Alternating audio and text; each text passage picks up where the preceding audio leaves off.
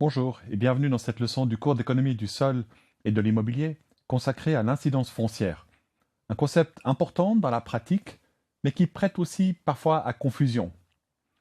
Intuitivement, plus le terrain est cher, plus sa part dans le prix immobilier va être importante. Et c'est ça qu'on appelle l'incidence foncière. Alors c'est évidemment vrai si rien d'autre ne change, mais en réalité, tout change. Et donc cette intuition est souvent fausse. Mais c'est ce que nous allons voir dans cette leçon. Je commence par un exemple très simple. Nous avons une parcelle de 1000 m² et nous supposons que le prix du terrain est donné. Il est de 1000 par mètre carré, ce qui nous donne donc pour l'ensemble de la parcelle 1 million. Maintenant, supposons que les droits à bâtir sont très faibles sur cette parcelle. Ils sont limités à 0,2 en termes d'indice d'utilisation du sol. Ça signifie qu'on ne peut pas construire plus que 200 mètres carrés de surface de plancher, une maison individuelle. À ce moment-là, ce prix payé pour le terrain, 1 million, rapporté à la surface de plancher, représente 5 000 par mètre carré de surface de plancher. Si les droits à bâtir étaient plus importants, par exemple de 1, un indice d'utilisation du sol égal à 1, on peut construire 1000 mètres carrés, un petit immeuble, et à ce moment-là, le million payé pour le terrain, rapporté à la surface de plancher, ne représente plus que 1000 par mètre carré. Et supposons qu'on peut même encore ajouter quelques étages en un immeuble plus important, eh bien, on a 1250 mètres carrés de surface de plancher, et le montant payé pour le terrain, le million, rapporté à ces 1250 mètres carrés de surface de plancher, ne représente plus que 800 par mètre carré de surface de plancher. Donc on voit bien que si on veut construire une villa sur un terrain qui pourrait accueillir un immeuble plus important, supposons qu'on a un indice élevé, mais qu'on choisit, que le promoteur choisit de ne construire qu'une villa, eh bien, il va falloir qu'il justifie de payer 5 000 pour le terrain par mètre carré de surface de plancher. En d'autres termes, il va falloir qu'il puisse vendre très cher le mètre carré de surface de plancher de sa villa. Donc, on comprend dans ce sens que de choisir une densité faible ou d'être obligé à utiliser une densité faible sur un terrain qui coûte cher, eh bien, ça va avoir un impact lourd sur le prix de revient du mètre carré de surface de plancher. Donc, il va falloir effectivement, on pourra réaliser que des projets qui ont des prix immobiliers élevés par mètre carré de surface de plancher. Mais attention, l'incidence foncière, c'est pas ça. L'incidence foncière, c'est pas le rapport entre le prix du terrain et la surface de plancher, c'est le rapport entre le prix du terrain et le prix immobilier. Donc, comme je l'ai dit, l'incidence foncière, par définition, c'est le rapport entre le montant payé pour le terrain et le prix de l'immeuble, qui comprend bien sûr le terrain et les constructions. Communément, on appelle ça la part du foncier ou la part du terrain dans le prix immobilier. Mais attention, le prix immobilier ne se compose pas comme un gâteau en ajoutant des ingrédients, en ajoutant le prix du terrain, prix de construction, etc. Le prix immobilier dépend des consentements à payer des acheteurs des surfaces construites, que ce soit un investisseur qui achète l'ensemble de l'immeuble ou que ce soit des usagers qui achètent des appartements, par exemple, dans une copropriété. Donc, le prix immobilier est indépendant de ce qu'a payé le promoteur pour réaliser l'immeuble et en particulier de ce qu'il a payé pour le terrain. Encore un exemple pour bien comprendre. Donc j'ai une parcelle de 2000 m² avec une densité autorisée de 2, donc ça permet de construire 4000 m² de surface de plancher. Et je vais simplifier en ne faisant pas la différence entre surface de plancher, surface utile, etc. Dans ce calcul, tous les prix sont donnés pour le promoteur. Donc il doit payer 1800 par mètre carré de surface de terrain, il doit payer 3 600 000 s'il veut acquérir le terrain. Le prix de construction est aussi donné pour lui, il est de 3 500. Donc il a un prix de construction, s'il construit 4000 m² de surface de plancher, de 14 millions. Et puis finalement, il y a un prix immobilier qui est aussi fixé pour lui, à 5 500 par mètre carré de surface de plancher. Donc il ne peut pas obtenir plus que 22 millions pour son immeuble. Alors, 22 millions moins les 14 millions de la construction et les 3 600 000 pour le terrain, lui laisse, si on veut, 4 400 000 pour sa marge et ses frais, ce qui correspond, rapporté au prix de revient, à un taux de marge de 25%. Dans ce cas, l'incidence foncière, donc le rapport entre le prix du terrain, 3 600 000, et le prix immobilier, 22 millions, l'incidence foncière est égale à 16%. Donc c'est important de bien comprendre le scénario. Tous les prix sont donnés pour ce promoteur. Il ne peut pas choisir combien il paye pour le terrain, le prix est fixé par le vendeur du terrain. Il ne peut pas réduire les coûts de construction en dessous de ces 3500 par mètre carré de surface de plancher et il ne peut pas vendre l'immeuble pour plus de 5500, quoi qu'il arrive. La seule chose qui va changer si un des paramètres change, c'est sa marge. Un petit peu comme son bénéfice d'exploitation d'une entreprise qui est le résultat de ses prix de vente, de ses quantités vendues, de ses prix de production, etc.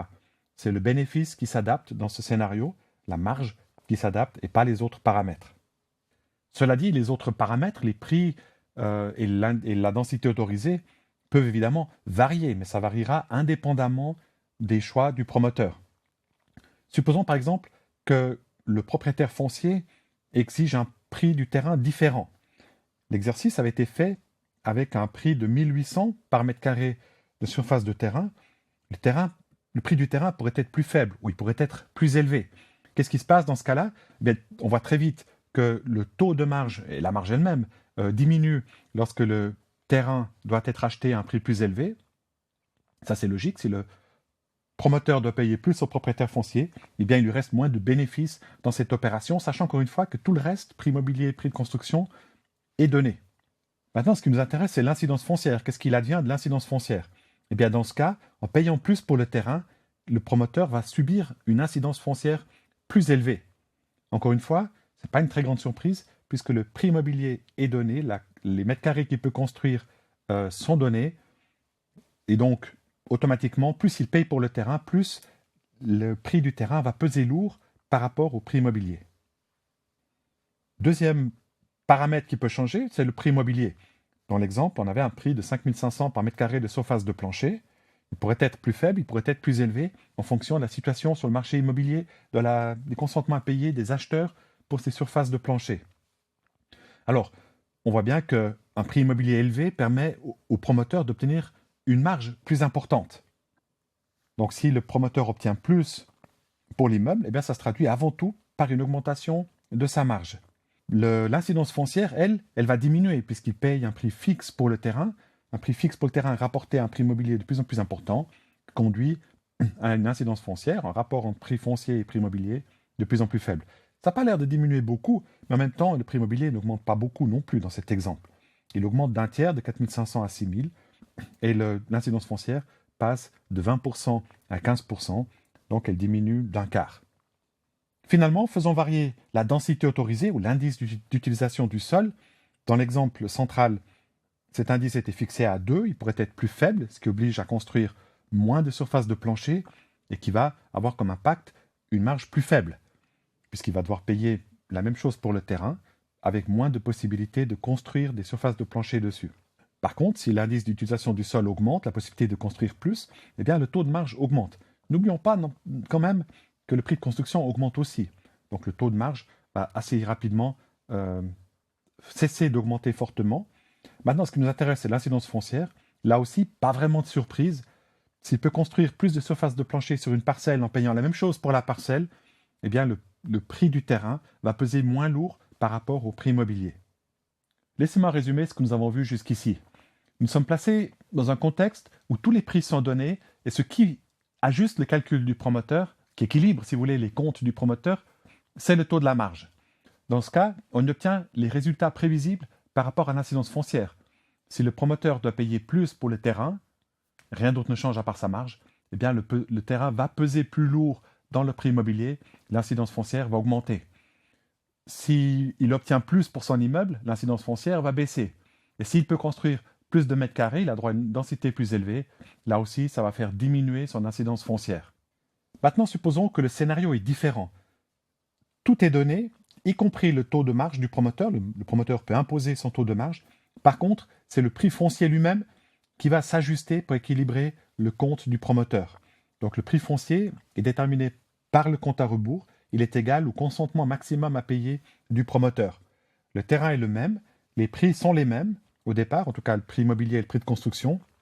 2000 m² pour la parcelle, un indice de 2, donc on peut construire 4000 m² de surface de plancher, qui sont vendus à 5500 par mètre carré de surface de plancher, donc l'immeuble au total, toujours vendu pour 22 millions. Taux de marge fixé, qui détermine un prix de revient maximum de 17,6 millions.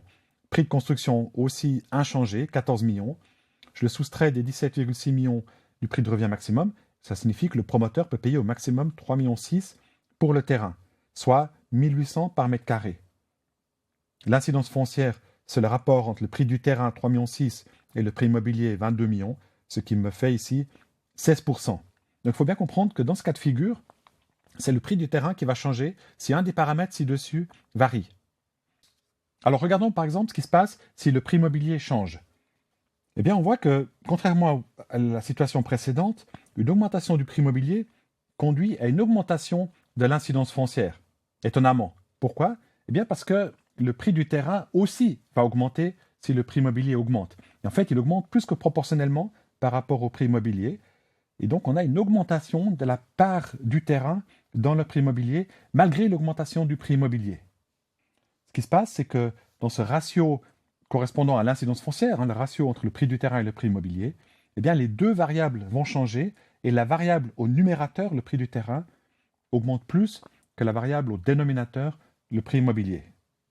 Donc, on voit comment l'incidence foncière varie différemment par rapport aux paramètres principaux du calcul du promoteur, selon comment le prix du terrain est déterminé, selon si le prix du terrain est fixe, indépendamment du projet que le promoteur réalise sur son terrain, ou bien si au contraire, il résulte par compte à rebours du projet du promoteur.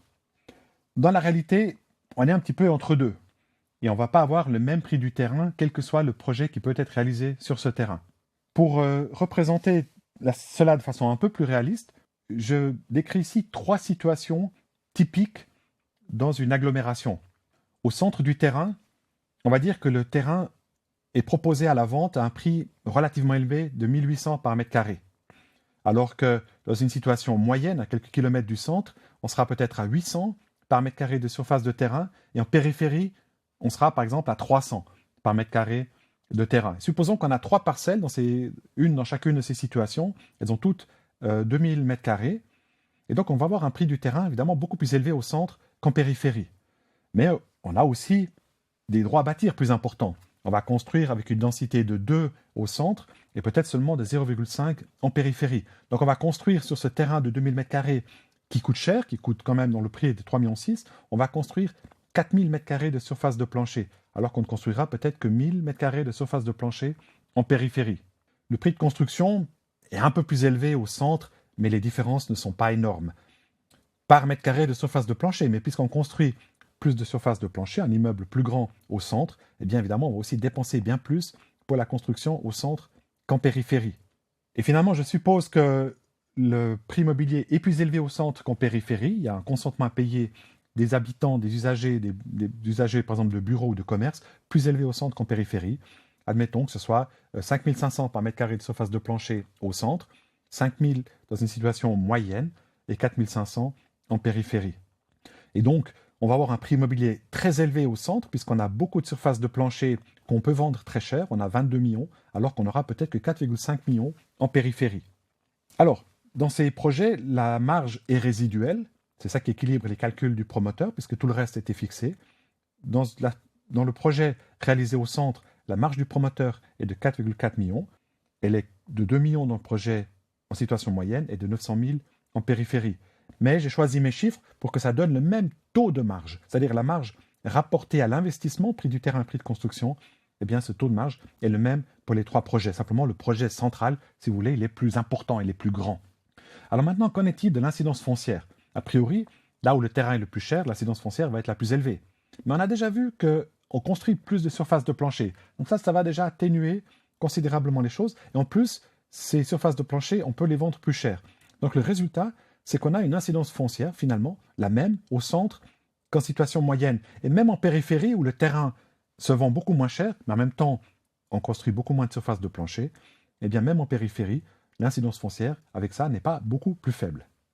Donc maintenant, si je mets ensemble tous les résultats que nous avons trouvés, eh bien nous avons vu que l'incidence foncière varie selon notre intuition. Elle augmente quand le terrain est plus cher, elle diminue quand le prix immobilier est plus élevé.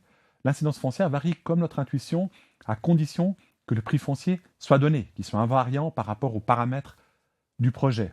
Par contre, si le prix foncier est endogène, c'est-à-dire qu'il résulte du calcul du promoteur, à ce moment-là, on obtient l'inverse de notre intuition. Par exemple, on trouvera qu'un prix immobilier plus élevé peut conduire à une augmentation de l'incidence foncière. La réalité, elle ressemble plus au calcul qu'on a fait en dernier, qui se trouve quelque part entre deux, entre des prix fonciers totalement fixés, indépendants du promoteur, et des prix fonciers entièrement fixés par le promoteur. Donc dans cette leçon, nous avons bien vu ce concept d'incidence foncière. Nous avons aussi vu que cette incidence foncière peut varier. On a vu de quoi ça dépend. Ça dépend à la fois bien sûr des prix, mais ça dépend aussi des conditions du marché, à savoir comment se forment les prix, en particulier les prix fonciers. Et on a aussi vu qu'il faut se méfier de son intuition. Dans la prochaine leçon, on va approfondir la formation des prix fonciers dans la concurrence entre promoteurs qui ont des projets différents. Merci d'avoir suivi cette leçon et rendez-vous dans la prochaine.